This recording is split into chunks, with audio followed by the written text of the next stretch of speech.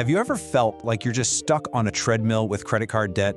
You're running as fast as you can, paying it down, just to end up right back where you started. If that sounds familiar, this is for you.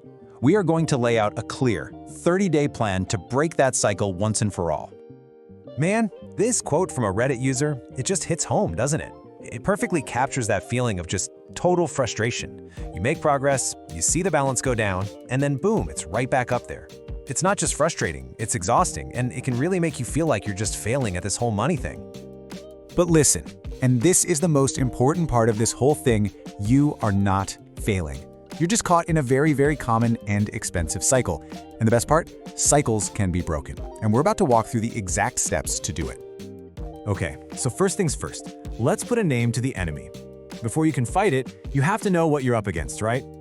Understanding what this debt cycle actually is helps us figure out why it's so darn sticky and how we can start to dismantle it piece by piece.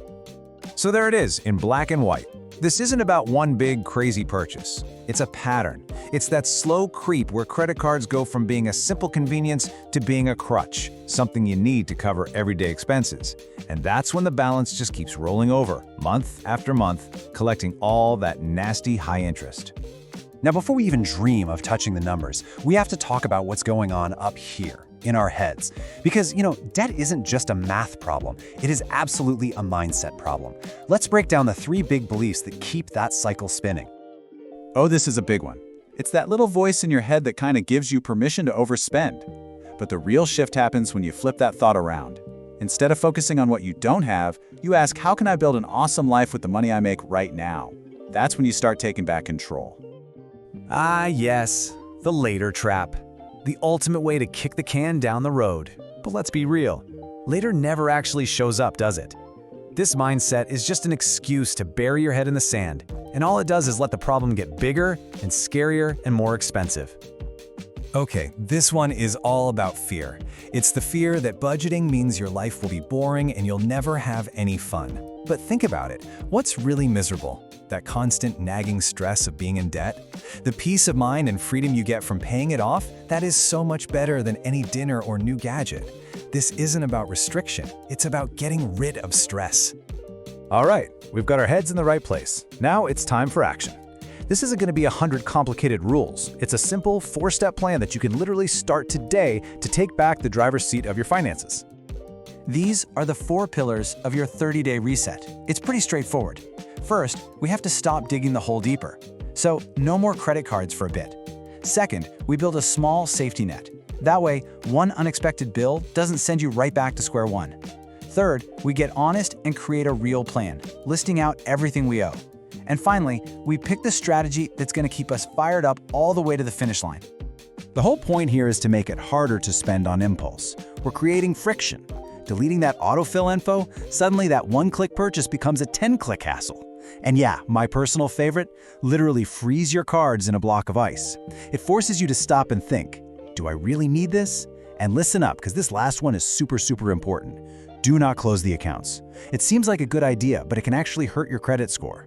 Just put them on ice for now. This right here, this is your first mission, your first big goal. Before you go all out attacking your debt, you absolutely need a small safety net. Think of this $1,000 as your financial fire extinguisher. It's the buffer that keeps a flat tire or a surprise vet bill from becoming a full-blown emergency that forces you right back into debt. It's how you break the cycle for good. Okay, now we get to the fun part, the core strategy. Once you've stopped using the cards and you've got your starter emergency fund, it's time to decide how you're going to attack this thing. There are 2 main proven methods. They both work wonders, but they're designed for different types of people. Let's break them down. So here's the deal. The snowball method is all about psychology. You attack your smallest debt first, knock it out fast, and get that amazing feeling of a quick win. It builds momentum. The avalanche method, that's pure math. You target the debt with the highest interest rate first. It will, without a doubt, save you the most money in the long run. Neither one is wrong. The best plan is the one you will actually stick with, period. Look, getting to a zero balance is a huge victory, and you should celebrate it, but that's just winning the battle. The real goal is to win the war, and that means staying debt-free for good. This part is all about building the habits and systems to make financial health your new normal. The secret to staying debt-free is making good decisions the easy decisions, and automation is your absolute best friend here. When your savings transfer happens automatically the second you get paid, you don't even have to think about it. And don't sleep on that last one. Unsubscribe from those tempting store emails. Seriously, you can't be tempted by a sale you never even see. It's a game changer. So you've ditched the cards for now, but what about your credit score? You still need a good score for big life stuff, like renting a new apartment or getting a car loan down the road. The good news is you do not need to carry debt to build credit. You could become an authorized user on a parent's or spouse's card, get a tiny credit builder loan, or even use a service that reports the on-time payments you're already making, like your rent or phone bill. And really, at the end of the day, this is what it's all about. That number on your statement, it's just a number. The real goal is to get rid of the stress, the sleepless nights, and that awful feeling that your money is controlling you instead of the other way around. This whole process is about taking back your freedom. So I want to leave you with this final thought. This journey isn't just about subtracting a negative from your life. It's about adding a positive. It's about creating space, financial space, mental space, emotional space. So when that debt is finally gone and all that energy is freed up, what are you going to build?